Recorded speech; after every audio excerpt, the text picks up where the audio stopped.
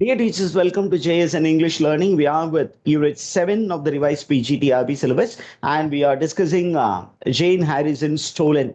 And we are with the scene, The Chosen.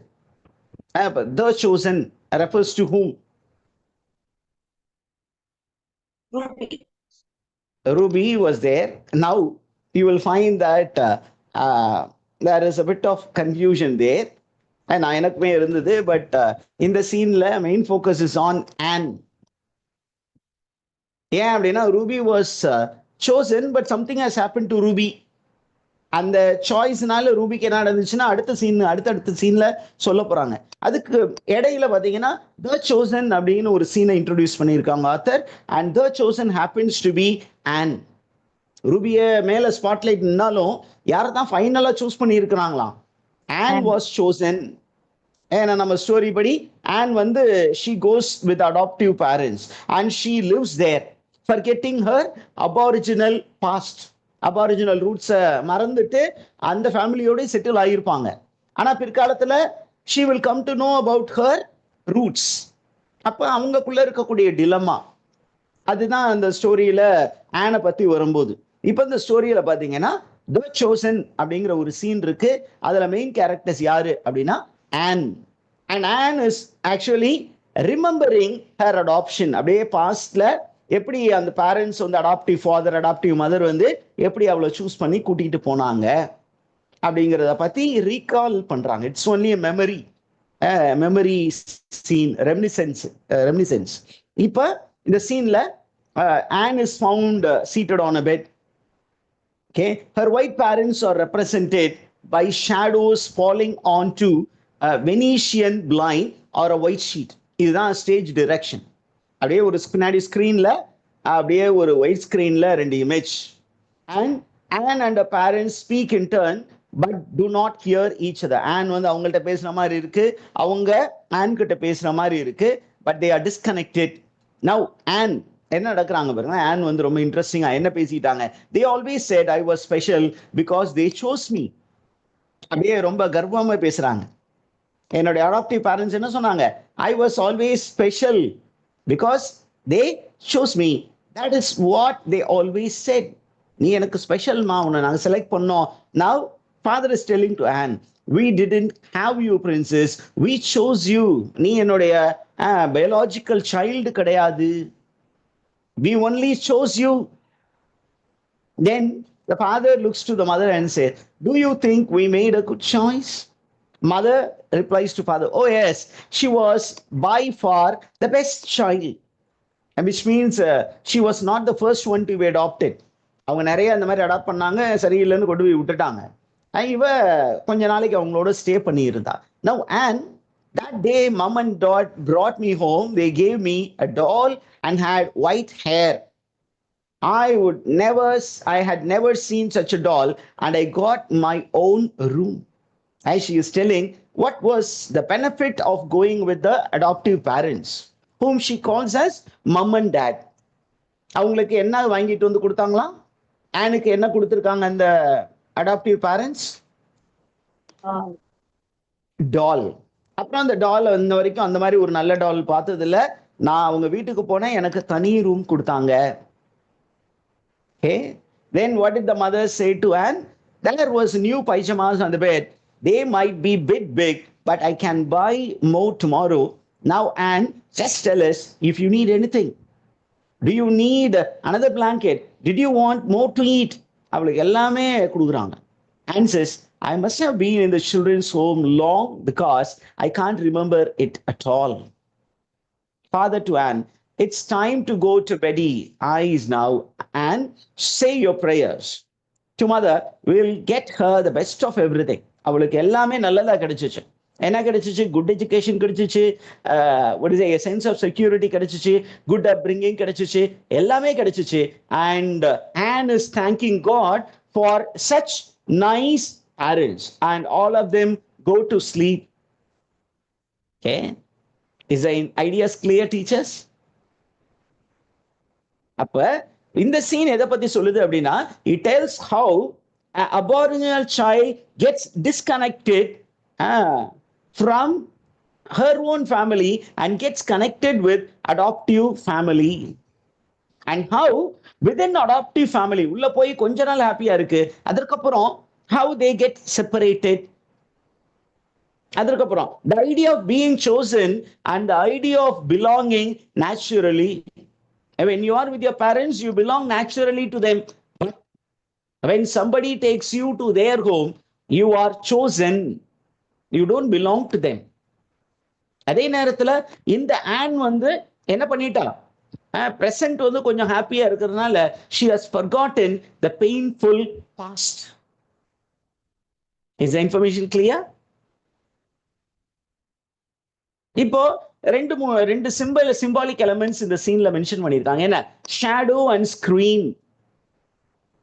Okay, shadow and screen. Why shadow white screen அப்படின்னு பாத்தீங்கன்னா, இனிஷியலா அந்த adaptive parents மேல ரொம்ப ஸ்ட்ராங் ஃபீலிங் இருந்தது. But since she has come back to the children's home, the feelings have slowly faded, the attachment has slowly faded, and she starts moving towards her to her real parents. அதே நேரத்துல the doll with white hair, what does it represents அப்படின்னா, it represents assimilation into your new culture. ஏன் அந்த Australian aboriginal வேர்ல்டுல இந்த மாதிரி white hair உள்ள dolls கிடையாது. they had only dolls in the root form. இந்த மாதிரி கலர் ஹேர் அப்படின்னா that is symbolic of foreign culture. Okay, then the prayer is also symbolic. Symbolic of what? Okay, symbolic of hope, symbolic of innocence and longing for safety. Did you understand all these things, teachers? You are moving to the next scene, and this scene is titled Jimmy Being Naughty. So who is the focus of this scene? சொல்லுங்க பார்க்கலாம், title வச்சு சொல்லுங்க. Jimmy is a very naughty chap. Naughty அப்படின்னா mischief monger. Okay, அவன் ரொம்ப திருட்டுத்தனம் பண்றான், சேட்டை பண்றான். அப்ப இதுல கேரக்டர்ஸ் யார் யாரு அப்படிங்கும்போது ஜிம்மி இருக்காரு. Jimmy is the leader of mischief, daring, playful. என்ன பண்றான்? he climbs up to steal apple இந்த சீன்ல. அதுக்கப்புறம் சாண்டி இருக்காரு. சாண்டி யாரு? ஜிம்மி's friend. He enjoys stolen apples and shares in the fun. And there are other children, there are unnamed boys who also eat the apples excitedly. And there is a voice. Okay, who is this voice? அப்படிங்கும்போது a voice of neighbors who are cautioning them. They represent adult authority. சரி, what is the time that is mentioned? அப்படிங்கும்போது time is night time. ஏன் night டைம்ல என்ன இருக்கும் அப்படின்னா, there will be the sound made by insects, particularly crickets sound பண்ணுது. அது ஒரு type of insect. And place is a bedroom. Jimmy climbs on the bed head to reach out into the neighborhood's garden. பக்கத்துல இருக்க நெய்பருடைய கார்டனுக்குள்ள அப்படியே ஏறுறாரு. Property apple. Apple is the object of desire and mischief. The bed is another property. What does bed represent அப்படின்னு question கேட்பாங்க. What does bed represent here?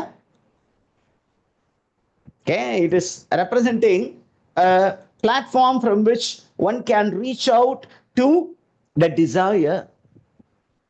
Now அப்படியே சம்மரியா பாத்தீங்கன்னா என்னென்ன விஷயம் அந்த சீன்ல இருக்கு அப்படின்னு பார்ப்போமே. It is night time. There is a cricket filled night. Cricketனா there is lot of beetles and other insects. They are actually disturbing the night. Jimmy என்ன பண்றாரு? He climbs onto the bed head to reach into the neighbor's garden, and he is trying to pinch an apple. அங்க இருந்து ஒரு ஆப்பிள அப்படி ஆட்டையை போட பார்க்கறாரு. Below him யார் இருக்கா? சாண்டி. அவ பறிச்சு போடும்போது சாண்டி என்ன பண்றாரு? He is munching apple. அப்படியே பக்கத்துல குட்டி குட்டி பசங்க எல்லாம் இருக்காங்க. அவங்க எல்லாருக்குமே தலைவர் யாரு? Who is the leader? Jimmy. அப்ப அப்படி ஜிம்மி வந்து எல்லாருக்கும் எடுத்து கொடுக்குறாங்க. இப்ப எல்லாருமே சேர்ந்து என்ன பண்றாங்க? they are enjoying the apple. They are in a thrilled state. Okay, அந்த நேரத்துல திடீர்னு பாத்தீங்கன்னா there is the neighbor's voice yelling out, which is a threat. அவர் என்ன சொல்றாரு? டேய் போலீஸை கூப்பிட்டுருவோண்டா, இந்த மாதிரிலாம் திருடக்கூடாது அப்படின்னு பசங்க என்ன பண்ணுவாங்க? கிண்டல் அடிக்கிறாங்க, அவங்கள பார்த்து சிரிக்கிறாங்க. the boy ran away laughing. Okay, because they are happy being daring. பாத்துருவோமே அப்படின்னு சொல்லிட்டு வேகமா ஓடி போய் பெட்டில் படுத்துக்கிட்டு போத்திக்கிறாங்க.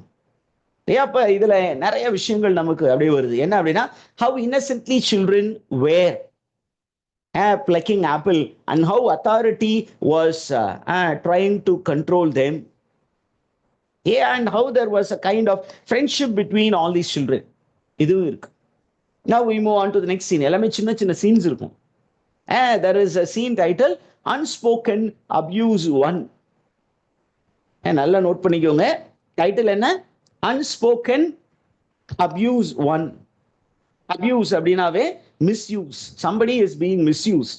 யார் அந்த மிஸ்யூஸ்ட் அப்படின்னு பார்க்க போறோம். ஜிம்மி. ஓகே, ஜிம்மி என்ன பண்றான் அப்படின்னா இந்த சீன்ல he notices Ruby returning and questions her. இப்போ நம்ம ஒரு சீன்ல என்ன பார்த்தோம்? ரெண்டு பேர் வந்தாங்க. யார வந்து ஃபர்ஸ்ட் ஸ்பாட்லைட் பண்ணுச்சு? ரூபிய. அப்ப ரூபிய கூட்டிட்டு போயிட்டாங்க. அடுத்தது ஒரு யாரோ வந்திருக்காங்க. somebody is that is called the second chosen. அப்ப ரூபி போனவ இப்ப திரும்பி வர்றா. அப்ப ஜிம்மி வந்து ரூபி கிட்ட கேக்குறான், என்ன போன இப்படி வந்துட்ட அப்படின்னு.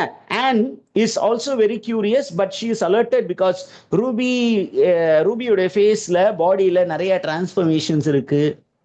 And then you find that Sandy, another child, Sandy is also asking Ruby, என்ன திடீர்னு வந்திருக்கிற அப்படிங்கும்போது ரூபி ஏன் வந்திருக்கிறா அப்படிங்கிறது நமக்கு தெரியுது. என்ன அப்படின்னு கேட்டீங்கன்னா, she has come on a weekend visit. இந்த இடத்துக்கு வீக்கெண்ட் விசிட் வந்திருக்கிறா. but she comes with lot of agony, a lot of pain. What is that pain? She has been subjected to abuse. அப்ப எல்லாருமே சேர்ந்து இந்த குழந்தைய சுத்தி, இந்த குழந்தைய நடுவில் உட்கார வச்சு எல்லாருமே சேர்ந்து உட்கார்ந்து அவருடைய கண்டிஷனை பத்தி கேட்டு தெரிஞ்சுக்க போறாங்க. Now, what is the stage setting? The time is evening. Almost light is fading, and the place is the children's shared bedroom, and the property is a doll, the gift that Ruby receives. It symbolizes what happened but remains unspoken. ஒரு பொம்மையை கொடுத்துட்டான். அந்த பொம்மை வந்து அவ கையில வச்சிருக்கிறா. எதுக்கு அந்த பொம்மையை கொடுத்தான் அப்படின்னா, அவளை அபியூஸ் பண்ணிட்டு அவளை என்ன பண்ணணும்? பீஸ் பண்ணணும். அவளை ப்ளீஸ் பண்ணணும். வேற யார்ட்டையும் வெளியே போய் சொல்லிட கூடாதுங்கிறதுக்காக, நீ செல்லம் இல்லை, இந்த குழந்தை இல்லை, இந்த பொம்மையை வச்சுக்கோங்க, அடுத்த தடவை மாமா வருவனா நம்ம ரெண்டு பேரும் விளையாடுவோமா, இதை விட சூப்பரான பொம்மையை உனக்கு வாங்கி தருவோமா அப்படின்னு சொல்லிட்டு அவகிட்ட அந்த பொம்மையை கொடுத்துருக்கா. இந்த குழந்தையும் என்ன பண்ணுது, அதை வெளியே சொல்ல முடியாது, அந்த பொம்மையை வாங்கிட்டு வந்து நிக்குது. Okay, so you find that lot of things happen in this. Okay, அந்த சீனுடைய அப்படியே சம்மரியை பார்த்தீங்கன்னா இப்படிதான் இருக்கும். The scene begins with Jimmy waking up and seeing Ruby returning from her weekend visit, and Anne and Sandy join in the curiosity. எல்லாருமே ரொம்ப curious, என்ன போனவ திடீர்னு வந்துட்டா அப்படின்னு ரொம்ப கியூரியஸா இருக்காங்க. இப்ப எல்லா குழந்தைகளும் என்ன பண்றாங்க? they are playing. Okay, என்ன பிளே பண்ணிட்டு இருக்காங்க? a patty cake and hand slapping game. அது என்ன கேம் அப்படின்னு நமக்கு தெரியல. பட் ஒருவேளை நம்ம ஊர்ல என்ன பண்ணுவாங்க, மூக்குப்படி விளையாட்டு. இப்படி கையை வச்சுக்கும் ஒரு குழந்தை, இதை தொட்டு அப்படி வச்சு என்ன பண்ணுவாங்க, டோப்புன்னு அடிப்பாங்க. அந்த மாதிரி ஒரு கேமா இருக்கும்னு நினைக்கிறேன். அப்புறம் they play a sing song question and answer routine. At that point of time, Ruby comes there. And Ruby என்ன பண்றான், அவன் கேட்கறதுக்கெல்லாம் மெக்கானிக்கலா பதில் சொல்றான். Okay, she went to the playground, ate fish and chips and got a doll. எங்கப்பா போனேன், இப்போ வரிய அப்படிங்கும் போது, மாதிரி பிளே கிரவுண்டு போனேன், எனக்கு ஃபிஷ்ஷும் சிப்ஸும் கொடுத்தாங்க, ஒரு டாலும் கொடுத்தாங்க. அப்ப இடையில என்ன நடந்துச்சு அதை அந்த குழந்தையால சொல்ல தெரியல. அவளுக்கு என்ன நடந்துச்சுன்னா அவளால சொல்ல தெரியல. But it is a very disturbing experience. வேற என்ன நடந்துச்சு? What else did you do? Ruby freezes, breaks the game's rhythm and says, I promise not to tell. எனக்கு ஒன்று நடந்துச்சு, ஆனா நான் என்கிட்ட இருந்து ஒரு ப்ராமிஸ் வாங்கிக்கிட்டாங்க, நான் சொல்ல மாட்டேன்னு சொல்லிட்டேன். அப்ப she has undergone abuse. Oh Ruby அப்படின்னு எல்லா குழந்தையும் கத்துறாங்க. Ruby sits alone on a bed with a doll, the gift that symbolizes that she cannot speak about. அந்த குழந்தை எப்படி, அந்த டால் எப்படி பேச முடியாதோ அதே மாதிரி யாரும் டால் மாதிரி ஆயிட்டா. ரூபியும் டாலு, அவளும் டால் மாதிரி ஆயிட்டா. she has trauma within but she cannot speak out. Okay, so she is filled with silence and shame. Okay, that is what we find here. And we find that child is powerless before elders, before manipulators, before abusers. இது ஒரு scene. அடுத்தது we are moving to the next scene. Look at the title. It rained the day. இது எங்கேயோ கேட்ட மாதிரி இருக்குல்ல teachers? Is the title repeated title? It Yes, rained the sir. day. Yes, sir. யா பாருங்க, இங்கேயும் ரிப்பீட் ஆயிருக்கு அந்த டெக்ஸ்ட்ல. நான் இந்த பார்த்துட்டு தான் திருப்பியும் முன்னாடில இருந்து படிச்சுட்டு வந்தேன். அப்புறம் தான் பார்க்கும்பொழுது it is not repeated, it has something else. Title is the same, but the informations are different. Okay, it rained the day. Who are the characters? Shirley. Okay, Shirley is now a mother grieving the loss of her child, taken away by authorities or by other figures of power. Then Shirley உடைய husband mentioned, he runs desperately after the car, trying to stop them from taking their child. And then you have character like they, them, unseen figures. Who are they? They are welfare officers, government authority, or institutional caretakers who remove Shirley's son without any explanation or without any compassion. இந்த குழந்தை அம்மாவும் அப்பாவும் அழுகுறாங்களே, பாவம், இறக்கப்பட்டு இந்த குழந்தைய விட்டு போவோம் அப்படின்னு சொல்லிட்டு எங்க கூட்டிட்டு போறோம், எதுக்கு கூட்டிட்டு போறோம், எதுவுமே சொல்லல. வந்தாங்க, காரை தூக்கி போட்டாங்க, காரை எடுத்துட்டு போயிட்டாங்க. This is the scene. Now what is the time and what is occasion அப்படிங்கும்போது a day of rain and thunderstorm. The storm reflects Shirley's emotional turmoil. இது ரொம்ப ரொம்ப முக்கியம். அங்க இருக்கக்கூடிய அந்த ஸ்டார்ம், ஒரு மலை புயல் அப்படிங்கிறது வந்து வெளியில மலை, உள்ளேயும் ஒரு மலை, வெளியில ஒரு புயல், உள்ளேயும் ஒரு புயல் போயிட்டு இருக்கு. யாருடைய மைண்ட்ல ஒரு புயல் போயிட்டு இருக்கு? ஷர்லியுடைய மைண்ட்லையும் ஹார்ட்லையும் ஒரு புயல் அடிச்சுக்கிட்டு இருக்கு. Are you there, teachers? Did you get that? And now what is the place அப்படிங்கும்போது இந்த ஸ்டேஜ்ல it's a simple bedroom and Shirley stands on her bed to look far away. அப்படியே பாக்குறாங்க மேல ஸ்டேஜ்ல ஏறினு, அப்படியே நின்று பார்த்துக்கிட்டு இருக்காங்க. அப்படிங்கும்போது அவங்களோட மெமரியில தன்னுடைய குழந்தை தன்னிடமிருந்து பறிக்கப்பட்டதை அவங்க ஞாபகப்படுறாங்க. அவங்க கையில என்ன இருக்கு? There is a tiny baby's jumper hidden under her pillow, a deeply personal symbol of her lost child. And the atmosphere is heavy with sorrow. அப்படியே மழை காட்டுத்தனமா பெய்யுது. அதே வெளியில பெய்யற மழை அவக்குள்ளரையும் பெஞ்சுக்கிட்டு இருக்கு. Okay, did you get that, teachers? Almost the scene has been explained. இருந்தாலும் அந்த சீன்ல இருக்கக்கூடிய ஒரு சில விஷயங்களை சம்மரைஸ் பண்ணணும்னு நினைச்சேன், கொஞ்சம் ஈஸியா இருக்குமோ அப்படின்னு சொல்லிட்டு. ஸோ என்ன விஷயம் நடந்தது அப்படின்னா, the scene opens with sounds of thunderstorm and rain on a tin roof. ஒரு தகர கொட்டாய், அந்த தகர கொட்டாய் மேல தண்ணி விழுகுறது தெரியுது. அண்ட் ஷர்லி எங்க நிக்கிறாங்க? ஒரு பெட் மேல ஏறி நிக்கிறாங்க. அப்படியே தூரத்தமா எல்லாத்தையும் பாக்குற மாதிரி பாக்குறாங்க. அவங்க கையில என்ன இருக்கு? There is a tiny baby's jumper. Okay, it's a play toy. Are you there, teachers? புரிஞ்சுச்சா?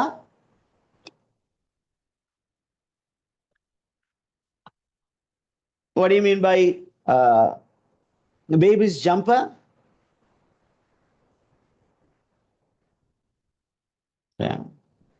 நம்ம ஒரு விளையாட்டு ஜாமான், அந்த விளையாட்டு ஜாமான வந்து கீழே விட்டுட்டு போயிடுச்சு. அந்த குழந்தையிட்ட அந்த விளையாட்டு ஜாமான் கையில கொடுத்தா கூட்டிட்டு போயிருக்கலாம், அதை இங்கேயே விட்டுட்டு போயிட்டாங்க. அப்ப she is recalling how her son was taken away in a big black car. அப்ப ஷர்லிக்கு புரியாத விஷயம் என்னன்னா, எங்க அந்த குழந்தைய கூட்டிட்டு போறாங்க? அப்படியே அவங்க மெமரியில ஓட்டி பாக்குறாங்க. என்ன அப்படின்னா, இவங்க கத்துறது கதறது, அந்த குழந்தை உள்ள இருந்து கத்துறது கதறது, இந்த ஹஸ்பண்ட் அந்த காருக்கு பின்னாடி ஓடுறது, ஸ்டாப் பண்ணுங்கன்னு சொல்றது. அப்படியே அந்த சீன்ல Shirley becomes frozen. She is helpless. And at the end of the scene, she crumbles onto the bed, clutching the baby jumper, her only connection to her son. அந்த குழந்தையுடைய விளையாட்டு ஜாமா இருக்கு, அதை எடுத்து வச்சுட்டு அப்படியே என்ன பண்றாங்க? அந்த அழுத மணியே தூங்கிட்டாங்க. This is a scene. ரொம்ப பெரிய சீனா தெரியல, பட் ஸ்டேஜில் பெர்ஃபார்ம் பண்ணி பார்க்கும்போது பயங்கரமா இருக்கும். இதை எதை சொல்லுது அப்படின்னா, it shows the grief and loss that Shirley experienced. ஒவ்வொரு அபாரிஜினல் மதரும் எக்ஸ்பீரியன்ஸ் பண்ணக்கூடிய கிரீஃப் அண்ட் லாஸ் வந்து இங்க நமக்கு படம் பிடிச்சு காட்டியிருக்காங்க. Okay, is information clear teachers? மதர்ஹுட்டை நம்ம அப்படியே பார்க்குற மாதிரி இருக்கு. Right? Now we move on to the next scene. What is the next scene? அப்படின்னா Ruby comforting her baby. Is that scene? What is the title of the scene, teachers?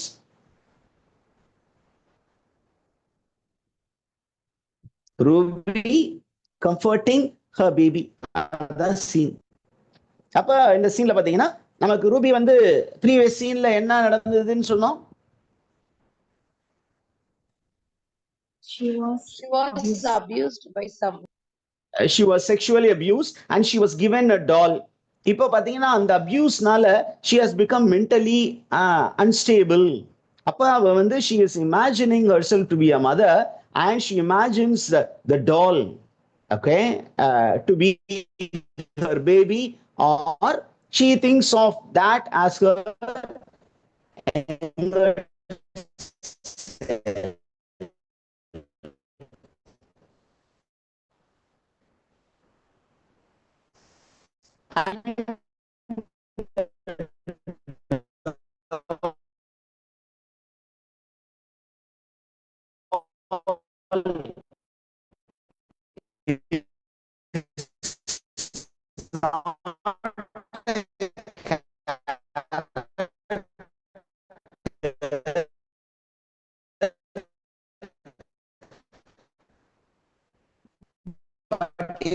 Sir, voice is breaking, sir.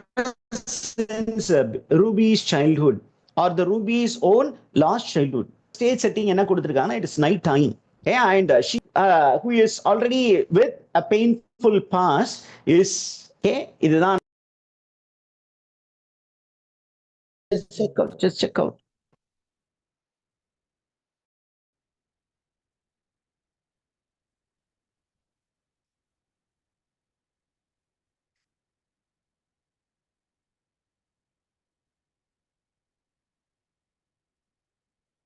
Shall we, teachers? Is my voice clear?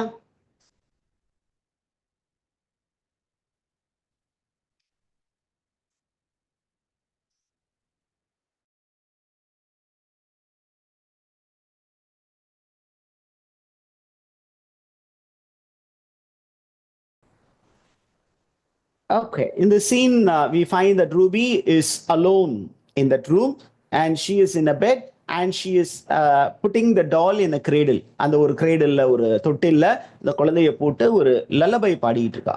Rock a baby baby, அதுதான் song. And she makes gets into a make believe conversation. அங்க ஒரு டால் வந்து உயிருள்ள ஒரு குழந்தை மாதிரியும் அதை imagine பண்ணிட்டு அப்படியே பேசுற மாதிரி.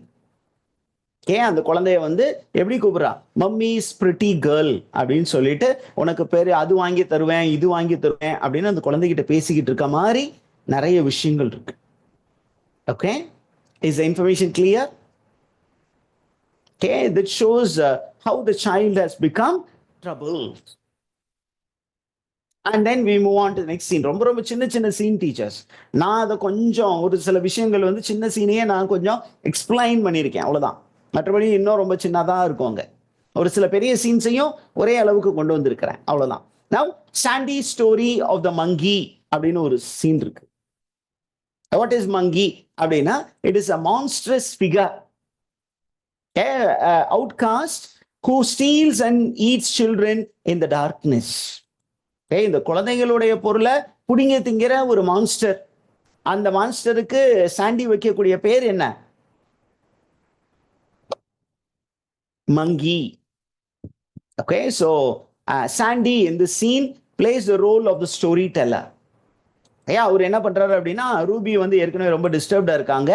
அப்ப அந்த ரூபிக்கும் மற்ற குழந்தைகளுக்கும் ஒரு ட்ரெடிஷ்னல் ஸ்டோரிய யார் சொல்றா? சாண்டி. ஏன் சார் ரூபிக்கு கதை சொல்லும் அப்படின்னா, Ruby has been sexually abuse, she is in a traumatised state and she is frightened. அதனால அவ அந்த குழந்தைய விட்டு பிரியாம, அவ அந்த குழந்தைய வந்து ஒரு உயிருள்ள குழந்தை மாதிரி நினைச்சுக்கிறான் அந்த பொம்மைய. அந்த சூழ்நிலையில் இருக்கும்போது அவளை கம்ஃபர்ட் பண்றதுக்காக சாண்டி ஒரு ஸ்டோரி சொல்றான். அப்ப அப்ப மற்ற அங்க இருக்கிற எல்லா குழந்தைகளும் என்ன பண்ணுது, அப்படியே குழந்தை மாதிரி மாறி அந்த கதையை கேட்க ஆரம்பிக்கிறாங்க. அந்த ஷேர்லியும் ஒருத்தவங்க. அப்ப அது இல்லாம நிறைய சில்ட்ரன்ஸ் எல்லாம் இருக்கிறாங்க. And there is also a character in Sandy's story, and that character is called the grandfather character. Who is this grandfather? Why grandfather into the story அப்படின்னா, grandfather character is introduced as a link to cultural tradition and oral storytelling technique. The time is night time. எங்க நடக்குது இந்த scene அப்படின்னா, children's dormitory R bedroom. அந்த குழந்தைங்க இப்ப தனியா இருக்காங்க. இப்ப இந்த குழந்தைங்க எல்லாமே என்ன பண்றாங்க, they are sharing their fears, their stories and their secrets. அந்த சீன் வந்து இங்க இருக்கு. இந்த சீன்ல பாத்தீங்கன்னா யார் யாரை கம்ஃபர்ட் பண்ற மாதிரி சொன்னாங்க? Who was trying to comfort whom?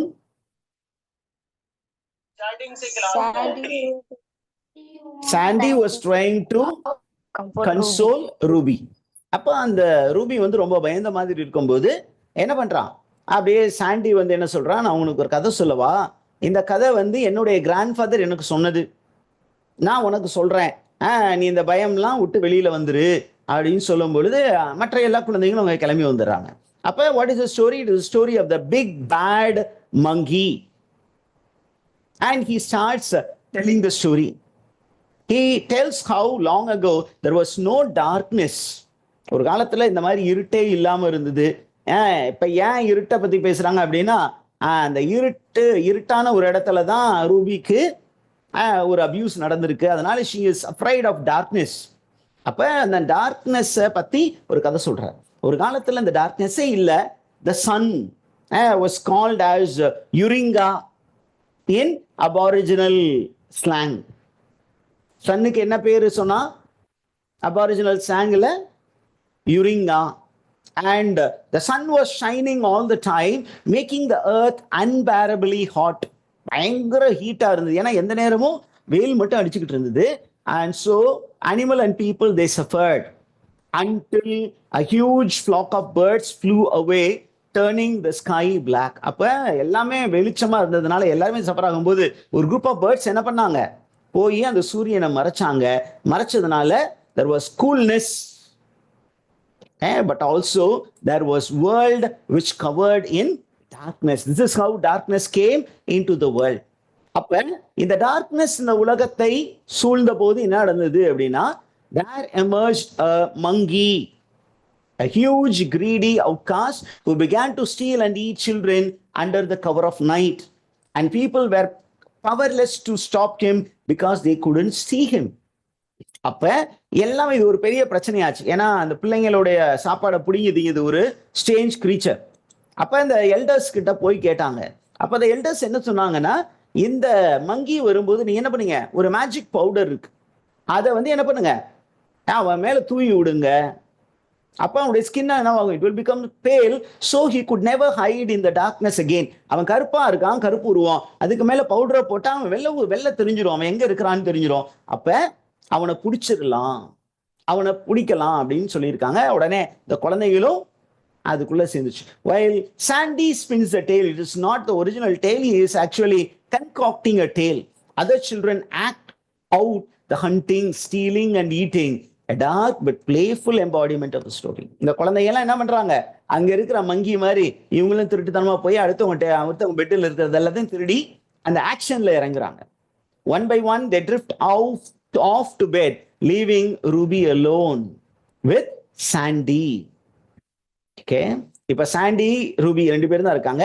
Chandy வந்து ரூபி கிட்ட சொல்றான், it is not the dark she needs to be afraid of, but the unspoken reference to the real threat. இருட்டு உனக்கு பிரச்சனை இல்ல, அந்த இருட்டு மனிதர்கள், அந்த இருட்டு மனிதர்கள் இருட்டுல மட்டும் வந்து டிஸ்டர்ப் பண்ண மாட்டாங்க, வெளிச்சத்திலேயே உனக்கு டிஸ்டர்ப் பண்ணுவாங்க. அவங்கள நினைச்சுதான் நீ பயப்படணும். அதனால பி வெரி கேர்ஃபுல். எந்த நேரத்திலையும் உன்னை வந்து நீ தற்காத்துக்க வேண்டிய சூழ்நிலை இருக்கும் அப்படின்னு இருக்கு. அப்ப அவள்கிட்ட வந்து அந்த அட்வைஸை கொடுத்துட்டு அவன் என்ன பண்றான், he goes to bed. Now Ruby appears to be bit confident, but still she has fear. இப்ப இந்த சீன் எதுக்கு கொடுத்துருக்காங்க அப்படின்னு கேட்டீங்கன்னா, it speaks about the cultural storytelling and oral tradition which tries to share wisdom and knowledge. Okay, எல்லா நாள்லயுமே நம்மளுக்கு வந்து எதிரிகள் இருக்க தான் செய்வாங்க. பட் நம்ம என்ன பண்ணோம், we have to fight against it. இதுல பாத்தீங்கன்னா கலர் சிம்பலிசம் இருக்கு. Light symbolizes goodness, dark symbolizes evil. Is the information clear, teachers? அப்ப ஒருத்தர் வந்து சஃபர் ஆகுறாங்க அப்படின்னு சொன்னா, the community people, they will come together to help the character fight back. This is the virtue of the aboriginal communities. Is idea clear, teachers?